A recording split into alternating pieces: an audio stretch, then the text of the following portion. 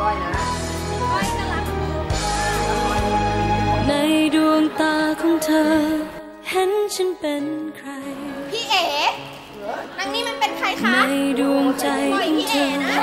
เห็นจะมีแต่เขา